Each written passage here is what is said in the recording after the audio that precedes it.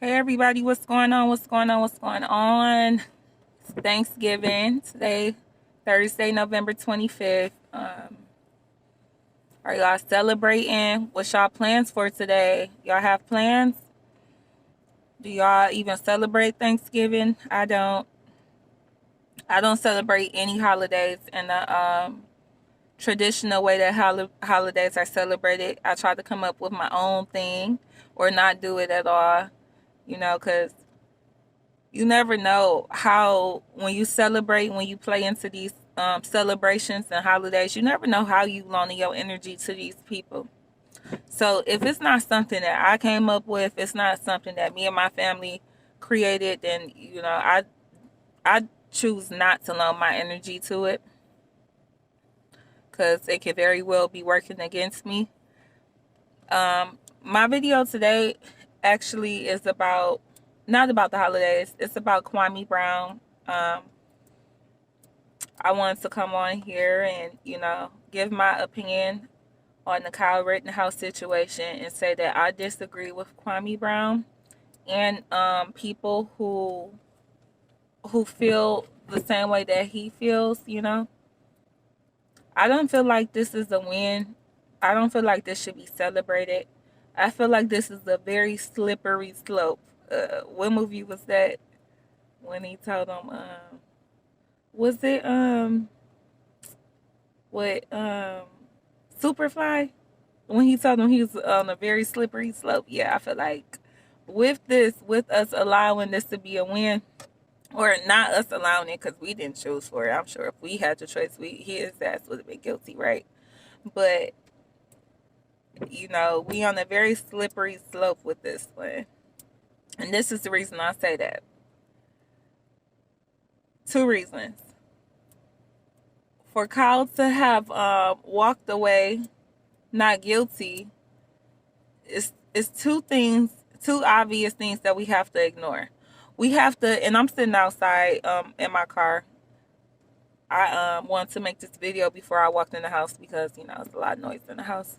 But it's two things that we have to ignore. First, we have to ignore the obvious bias from the judge.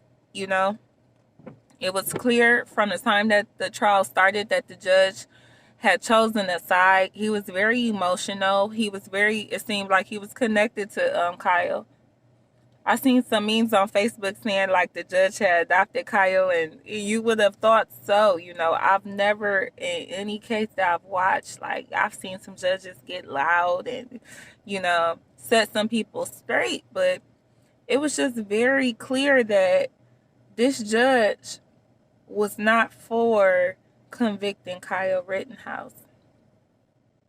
So we first have to ignore that. Now, as black people, if we ignore that, come on now, we can see how that can be dangerous for us. Yeah, and this trial today was about white people, right? But tomorrow it'll be about our people. Tomorrow it'll be about me and you. Tomorrow it'll be a black man sitting in that chair, and there'll be a judge biased against that black man. And what can we say? We didn't say anything when it was white people. We didn't have a problem when it wasn't our people. So how can we then jump to the defense if it happens to one of us?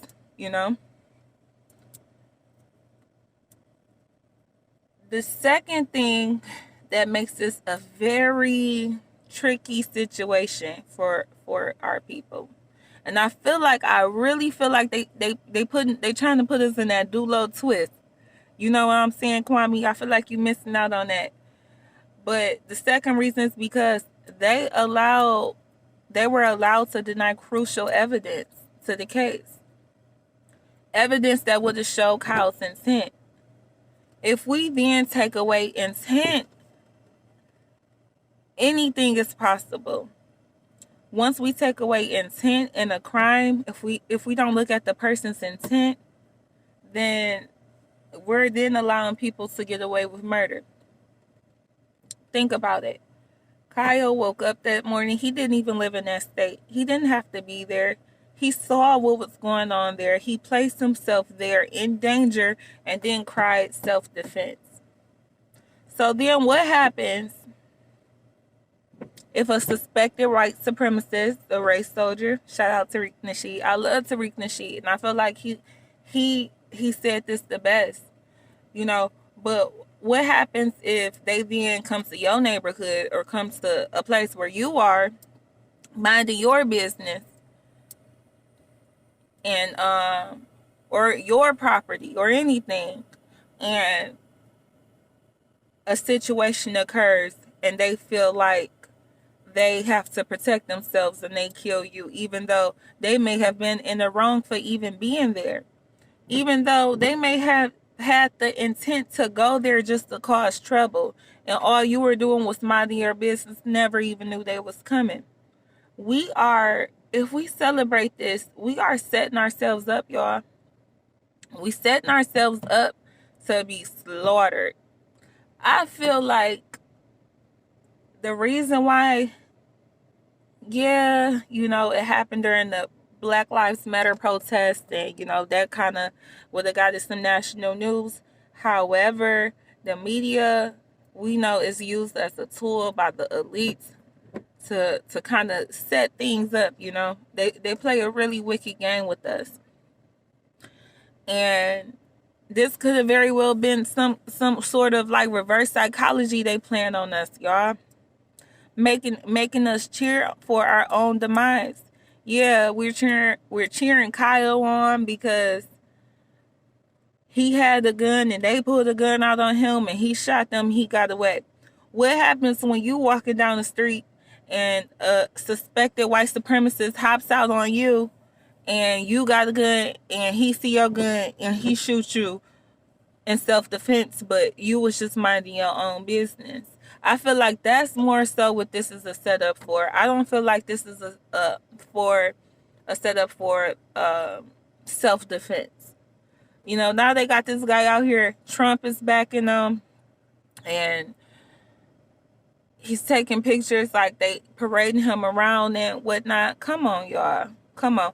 This is no different than what happened with Trayvon Martin and George Zimmerman, how he was paraded around as a hero and signing Skittles, and they running the same game on us. The thing that Kyle did should be very familiar to us all. We see it happen all the time with police officers.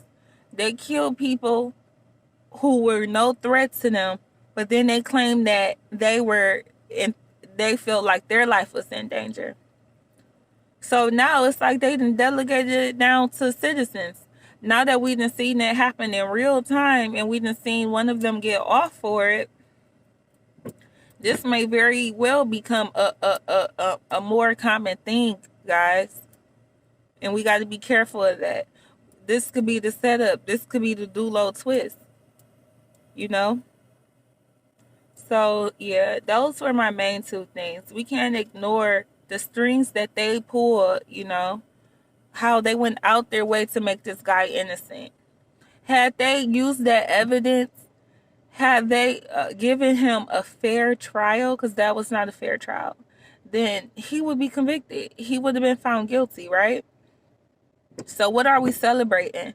Are we celebrating a crooked justice system? Are we celebrating the fact that a judge can be I won't say coerced, but he is capable of being emotional and feeling connected to a case and possibly causing the case to go to a certain way because of his feelings?